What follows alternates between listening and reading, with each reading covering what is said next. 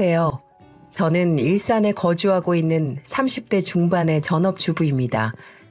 예전부터 유튜브 사연 애청자이다 보니 이런저런 사연을 많이 듣고 사람 사는 이야기들을 들어오다가 얼마 전 제 인생에서도 한 편의 막장 드라마 같은 일이 있어서 이렇게 사연을 적어 보내게 되었어요.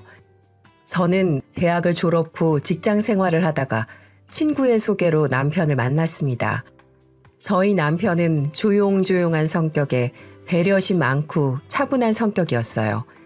그런 남편의 첫인상에 반해 1년이란 시간 동안 만남을 이어가게 되었고 한결같이 자상한 남편의 모습에 결혼을 결심하게 되었어요.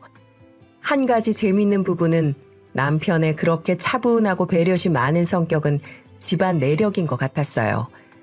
처음 남편 식구들에게 인사를 드리러 갔던 날 지금의 시아버님과 아주버님 또한 차분하고 배려심 많은 성격이 남편과도 너무나도 닮아 저도 모르게 살짝 웃음이 났던 기억이 납니다.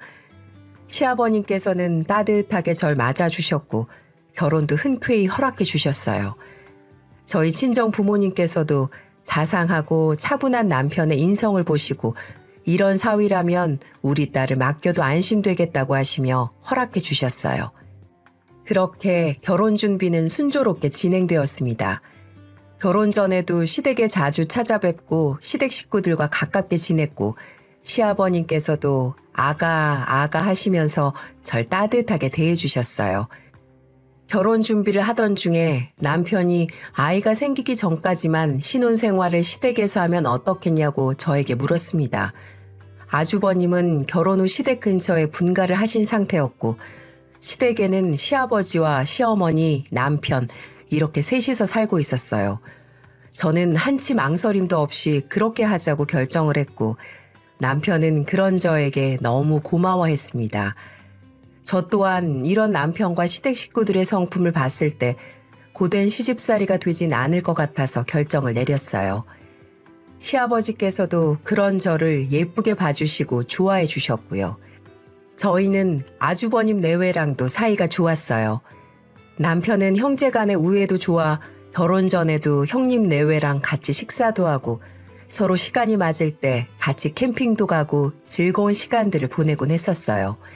특히 형님과 저는 성격이 비슷해 서로 죽이 잘 맞아서 평소에도 연락하며 가깝게 지냈고요. 그렇게 순조롭게 결혼을 하고 저는 남편의 권유로 직장을 그만두고 전업주부로 시댁에서 신혼생활을 시작하게 되었습니다. 저희 시아버님께서는 재혼을 하신 지 1년째 되셨고 재혼 상대는 시아버님보다 비교적 어린 나이에 애교가 많은 성격이었어요. 두 분은 사이가 좋아 보이셨고 시아버지께서도 그분을 많이 아끼고 챙기셨죠. 아주버님과 남편이랑도 사이가 좋으셨고 새어머니라는 어색함 없이 누가 봐도 화목한 가정의 분위기였습니다. 시아버님께서는 중소기업을 운영하셨고 아주버님과 남편은 그 회사에서 일을 하며 가업을 물려받을 준비를 하고 있었어요. 남편과 시아버님께서는 매일같이 출근을 하셨고 집에는 저와 그분이랑 있었고요. 그분은 시아버님께서 출근하시고 나면 오전에 운동을 다니셨고 주로 오후 늦게야 집에 들어오셨어요. 저는 집에 있는 편이었고 집안일도 주로 제가 다 했습니다. 제가 며느리이기에 당연히 해야 되는 일이라 별다른 생각 없이 지냈네요. 그렇게 결혼한 지 석 달 정도 지났을까 어느 날부터 운동을 간다고 하시는 분 치고는 치장을 과하게 하고 외출을 하기 시작하셨어요. 그때까지 전 별 대수롭지 않게 생각했고요. 그러던 어느 날 머리를 손질하러 미용실을 다녀오던 도중 밖에서 그분을 보게 되었어요. 어차피 집으로 들어가던 길이었고 늦은 오후 시간대여서 같이 들어가려고 차 창문을 열고 그분을 부르려고 하는 순간 웬 젊은 남자가 커피를 사들고 그분에게 다가가더군요. 그러자 그분은 다정하게 반기면서 둘이서 희희낙낙하는 모습이 보통 사이는 아닌 듯 보였습니다. 여자의 촉이라고 해야 되나요? 순간 설마 하는 생각과 안 좋은 예감이 머리를 스치고 지나갔어요. 찜찜한 마음을 뒤로하고 집에 들어와 별다른 내색 없이 저녁 준비를 하고 가족들이 모여 식사를 하는데 여느 때처럼 그분은 시아버지에게 살갑고 다정하게 하더라고요. 저도 뭐 그래 설마 그렇겠어 하고 식사를 마치고 남편과 잠자리에 들려고 누웠는데 아무래도 찜찜한 구석이 쉽게 지워지지가 않았습니다. 그래서 남편에게 넌지시 물어보았어요. 여보, 혹시 시어머니 말이야. 아버님이랑 어떻게 만나셨대? 어? 결혼정보업체 통해서 만나셨는데 왜? 아, 그래? 그런데 시어머니도 재혼이셔? 아니, 아버지랑 초혼인 걸로 알고 있는데? 근데 그게 왜 궁금해? 아니, 좀 이상하긴 하잖아. 나이도 많지도 않은데 초혼인데다가 자기는 이상한 점 못 느꼈어? 제가 말끝을 살짝 흐리면서 얘기를 하니까 남편은 대수롭지 않다는 듯 대답했습니다. 아이고, 별게 다 이상하다. 그동안 장사하면서 결혼 생각 없이 일만 하고 살다가 아버지 만나서 결혼 생각하게 됐다고 하시더라. 두 분이서 저렇게 사이가 좋으신데 이상하게 느낄 게 뭐가 있어. 그래, 그렇지. 두 분 저렇게 사이가 좋으신데. 그래, 쓸데없는 걱정하지 말고 잡시다. 불 끌게. 그날은 남편의 말대로 제가 너무 크게 확대 해석을 하는 게 아닌가 싶어 남편에게 별다른 내색 없이 잠자리에 들었습니다. 한동안 별일 아니겠지 생각하고 지냈는데 도저히 그날 낮에 봤던 그 장면이 머릿속에서 지워지질 않더군요. 그래서 저는 그분을 한번 미행해보기로 마음먹었습니다. 그러면서도 마음 한켠에는 시아버지께서 그분을 너무나 좋아하시고 행복해 하시는데 내가 괜한 짓을 하는 게 아닌가 싶었지만 그렇기에 더더욱 확실히 확인해보고 싶은 마음이었어요. 그래서 하루는 채비를 해서 조용히 그분의 뒤를 따라가 보았습니다. 집에서 얼마 지나지 않아 둘은 한적한 커피숍으로 들어가더군요. 저도 근처에 주차를 하고 잠깐 기다리고 있는데 그때 봤던 남자분이 주차를 하고 그 커피숍으로 들어갔어요. 어떻게 해야 될지 망설이다가 일단 기다리기로 하고 차 안에서 커피숍 입구 쪽만 보면서 기다리고 있었어요. 그렇게 1시간 정도 흘렀을까 둘이서 커피숍에서 나오더군요. 일단 저는 휴대폰으로 그 장면을 찍어 놓았습니다. 그리고 그 남자의 차를 타고 이동을 하길래 저도 조용히 뒤를 따라갔어요. 점심시간이 되어서 그런지 교회 쪽 오리 백숙집으로 가더군요. 물론 그 장면도 찍어두었고요. 일단 그날은 그렇게 밥만 먹고 그분이 운동하는 휘트니스 센터 앞에서 헤어지더라고요. 결정적인 장면은 목격하지 못했지만 누가 봐도 평범한 사이가 아닌 것 같은 뉘앙스였어요. 이 사실을 어떻게 하면 좋을지 몇 날 며칠을 고민했습니다. 물론 남편에게는 아직 알리지 않았고요. 그러다 문득 저랑 쿵짝이 잘 맞는 첫째 형님이 떠올랐습니다. 다음 날 약속을 잡고 형님을 보기로 한 커피숍으로 갔어요. 잠깐 기다리고 있으니 금세 형님이 오시더군요. 동서 먼저 와 있었네. 요즘도 알콩달콩해? 그럼요 형님. 우리 그이는 늘 한결같죠 뭐. 그렇게 가벼운 안부 인사를 하고 주문한 커피가 나왔을 때 저는 형님께 조용히 먼저 말을 꺼냈습니다. 형님, 다른 게 아니라 상의 드리고 싶은 일이 있어서요. 제가 혼자 뭘 어떻게 해야 될지 도저히 답이 안 떠올라서요. 어? 무슨 일 있어? 형님은 저보다 먼저 시어머니를 알고 계셨잖아요. 형님 보시기에 이상한 점 혹시 없었어요? 처음엔 좀 이상하긴 했지. 그 나이에 초혼인 것도 그렇고. 그리고 아버님이 경제력이 좀 있으시니까 좀 이상하게 생각하긴 했는데 지금까지 아버님이랑 다정하게 지내시는 모습 보면 또 그런 것 같지도 않고. 형님, 그럼 이거 한 번만 봐주시겠어요? 저는 조용히 그날 촬영한 사진을 보여드렸어요. 형님은 표정이 많이 어두워지셨다가 이내 차분한 말투로 말씀하셨습니다. 누가 봐도 이건 평범한 사이는 아닌 것 같아 동서. 아직 누구한테도 얘기 안 했지. 네 형님, 저 혼자서 이걸 어떻게 해야 될지 모르겠어서 생각 끝에 형님한테 제일 먼저 말씀드리는 거예요. 잘했어 동서. 이거보다 좀 더 확실한 증거가 있어야 될 것 같아. 일단 우리 둘이서 확실한 증거를 잡아보자. 아무한테도 말하지 말고. 그렇게 형님과 저는 확실한 증거를 잡기 위해 계획을 세웠어요. 때마침 시아버지와 남편이 거래처 방문을 위해 지방으로 간다고 하시더라고요. 그날 형님과 저는 그분이 눈치채지 못하게 조용히 뒤를 따라 나섰습니다. 아니나 다를까 어김없이 그 남자를 만나더군요. 형님은 카메라까지 가지고 오셔서 그 장면들을 전부 다 찍으셨어요. 같이 밥 먹으러 다니고 커피 마시고 한적한 공원에서 팔짱을 끼고 산책하는 모습 하나하나 다 촬영해 두었습니다. 그리고 형님과 다음 날 만날 것을 약속하고 집으로 돌아왔어요. 저녁 늦게 시아버님과 남편이 집에 들어왔고 그분은 여느 때와 같이 시아버님께 다정하게 구는 모습이 정말 가증스럽더군요. 다음 날 형님을 만나서 얘기를 나누었어요. 형님, 이제 어떻게 해야 될까요? 동서, 내가 곰곰이 생각해 봤는데 일단 시어머니 만나서 우리끼리 먼저 얘기를 해보자. 우리가 먼저 이야기를 해보는 게 좋을 것 같아. 같은 여자 입장에서 먼저 얘기를 하다 보면 무언가 답이 나오지 않을까?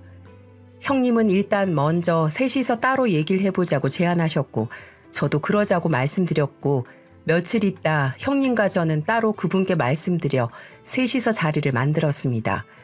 그분은 아직 아무것도 모르셨기에 아무렇지 않게 자리에 나오셨고요. 어머, 이렇게 여자 셋이서 밖에서 모이는 것도 괜찮네. 그래, 할 얘기 있다더니 무슨 일이야? 일단 이것부터 먼저 봐주세요. 형님이 별다른 말 없이 먼저 그때 찍어두었던 사진을 보여드렸습니다. 그분은 사진들을 보시고 잠깐 멈칫하시더니 이내 표정을 싹 바꾸시곤 이게 왜? 이렇게 얘기를 했어요. 형님과 저는 말문이 턱 막혔습니다. 얼굴색 하나 안 바뀌고 왜라는 대답을 할 수가 있을까요? 누가 봐도 평범한 사이가 아니잖아요. 어떻게 왜라는 말씀을 하실 수가 있어요? 아니 얘, 니네 시아버지랑 결혼 전부터 알고 지낸 친동생 같은 앤데 도대체 무슨 사이라고 하는 거니? 내가 남편이랑 사이가 얼마나 좋은지 너네도 알고 있으면서 날 못 믿어서 이렇게 미행이나 한 거니? 어이가 없네 정말. 아무 사이 아니야. 아무 사이가 아닌데 팔짱을 끼고 이렇게 산책을 해요? 말이 되는 소리를 하세요. 저희는 아버님께서 충격받으실까 봐 먼저 말씀드린 거예요. 따로 이상한 생각하고 계신 거라면 이쯤 하시고 저희 아버님과 정리해 주셨으면 해요. 저희도 일 더 크게 만들고 싶지 않아요. 아버님 혈압도 있으신데 충격받아서 쓰러지실까 봐 아버님께는 따로 말씀드리지 않았으니까요. 아니, 아무 사이도 아니라는데 니네들은 왜 그러니 정말. 내가 무슨 잘못을 했다고 내가 내 발로 나가길? 내가 이 남자랑 잠이라도 잤어, 살림이라도 차렸어. 내가 왜 나가야 해?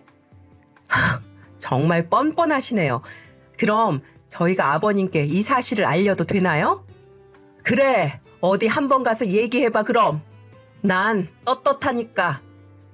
형님과 저는 정말 너무나도 뻔뻔한 그분의 행동에 놀라움을 감출 수 없었고 형님은 아주버님께 사진들과 함께 오늘 있었던 일을 바로 말씀드렸어요. 저도 물론 저희 남편에게 얘기를 했고 평소에 차분한 성격의 아주버님과 남편은 정말 불같이 화를 내고 바로 시아버님께 찾아가 이 사실을 알려드렸나 봅니다. 그날 저녁 시댁은 발칵 뒤집어졌어요. 이게 어떻게 된 일이냐고 사진을 내밀며 물어보시는 시아버님 앞에서 그분은 얼굴색 하나 안 변하고 저희가 오해한 거고 자기 몰래 미행한 사실이 너무 기분 나쁘다면서 오히려 당당하게 말씀하시더군요. 결혼 전부터 자기를 좋아했던 남자인데 결혼한 사실도 알고 있는데도 계속 쫓아다녀서 어쩔 수 없었다고 거짓말을 하더군요. 갑자기 모질게 굴면 해코지할까 봐 그랬답니다. 그런 말도 안 되는 소리를 하길래 아니 어머니, 아까는 오래전부터 알고 지낸 친동생 같은 사람이라면서요. 왜 말이 달라지세요? 바른 대로 말씀하세요. 하면서 그분을 가로막고 이렇게 얘기를 했더니 저를 세게 밀치면서 너는 빠지라고 소리를 치더라고요. 그분이 저를 밀치는 바람에 저는 식탁 테이블에 허리를 세게 부딪혔고 비명과 함께 그 자리에 주저앉아 버렸습니다. 그걸 본 남편도 화가 나서 그분에게 뭐 하는 짓이냐고 소리를 질렀고 그 광경을 지켜보시던 시아버지께서 얼굴 안색이 붉게 달아오르시더니 그 자리에서 쓰러지셨어요.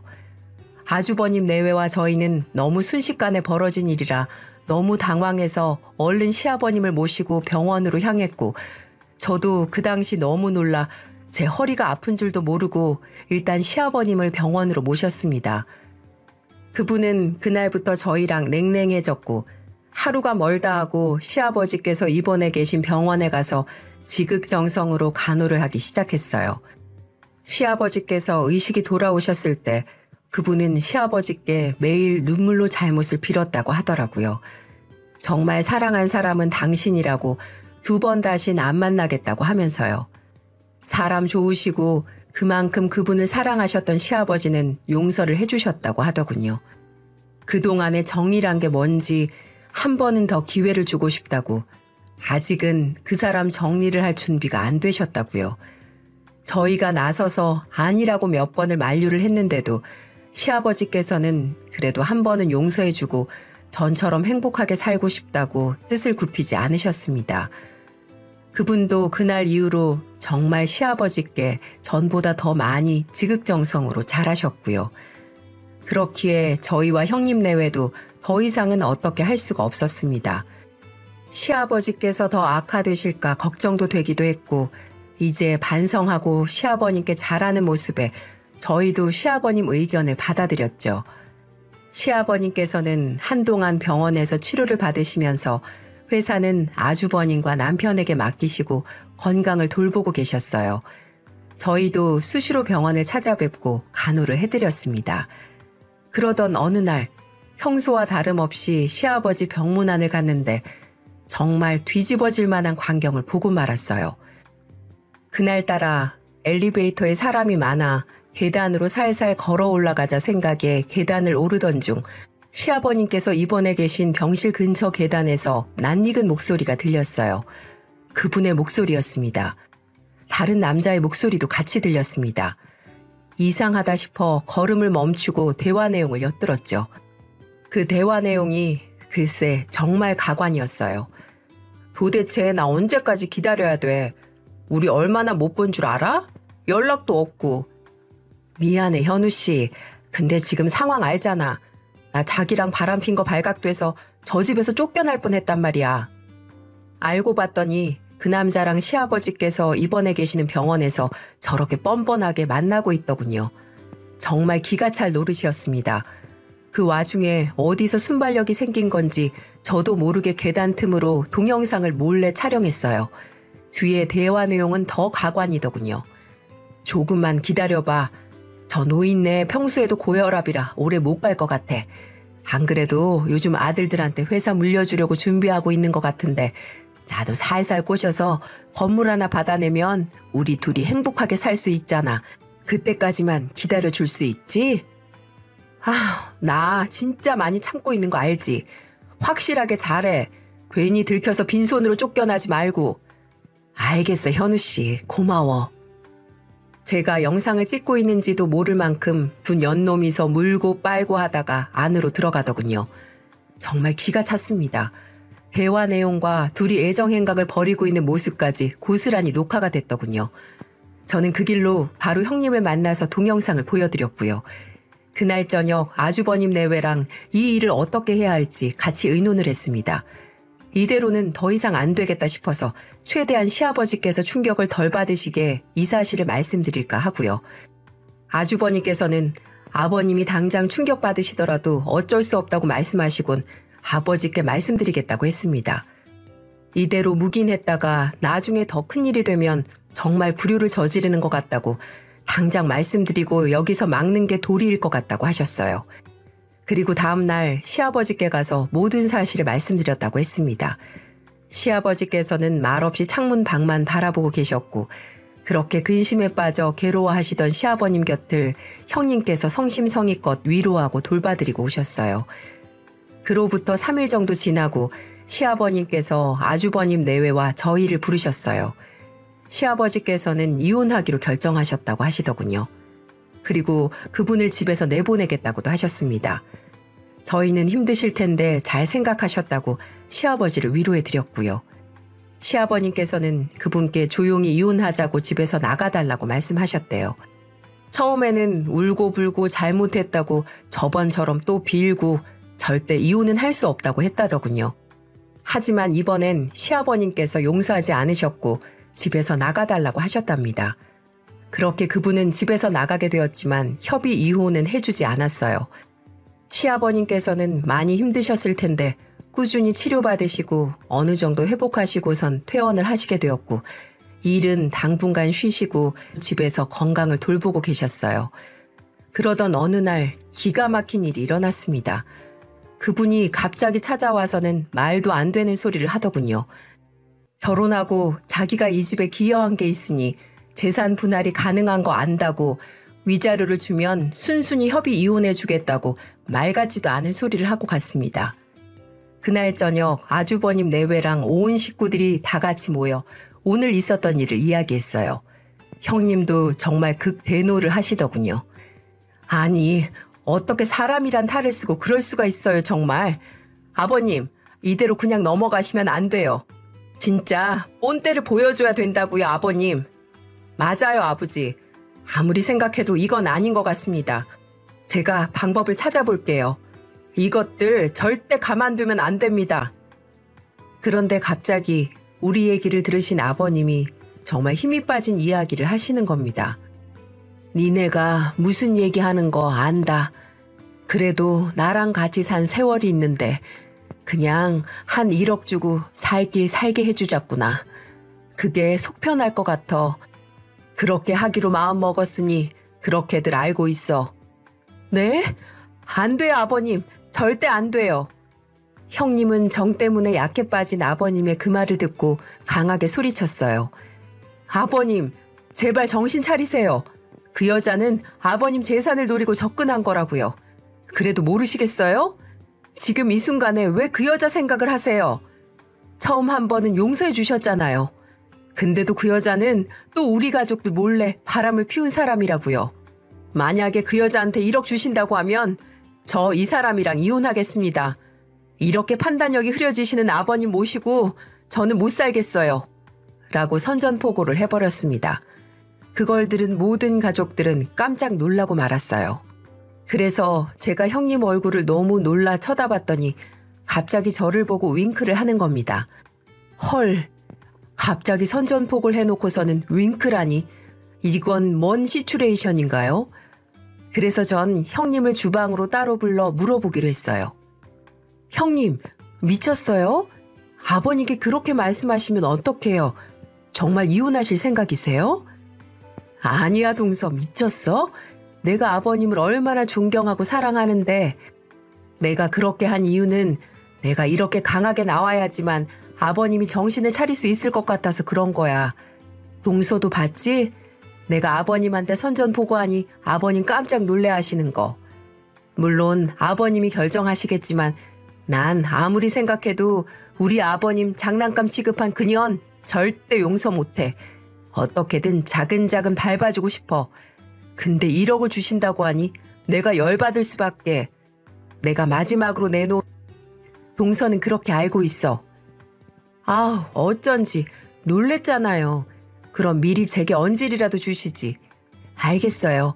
저도 형님 말에 적극 동조할게요. 전 주방에서 형님의 깊은 뜻을 듣고는 한 몸이 되기로 했습니다. 거실로 나가니 아버님은 깊은 생각에 잠겨 있는 듯 했습니다. 그 고요한 침묵을 제가 바로 깨버리기로 했어요. 아버님, 저도 형님하고 생각 같아요. 만약 그 여자한테 1원 한 푼이라도 주면 저도 이 사람이랑 이혼할 거예요. 집안에서 중심을 잡아주셔야 할 분이 아버님이신데 그런 아버님이 판단력이 흐려지시려고 하니 누굴 믿고 평생을 살 수 있을까요? 선택하세요, 아버님. 그년인지 우리 며느리들인지. 갑작스럽게 쌍으로 며느리들이 아버님께 이혼 선언을 하니 남편과 아주버님은 어안이 벙벙해 보였고 억울한 표정을 지었어요. 그럴 만도 하겠죠.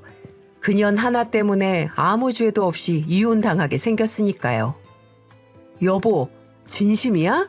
내가 뭘 잘못했다고. 당신 조용 안 해? 제 선전포고에 아버님은 한 1분 정도를 조용히 있으시더니 갑자기 웃기 시작하는 겁니다. 그러시면서 형님과 저를 가까이 부르시더니 저희를 꼭 안아주셨어요.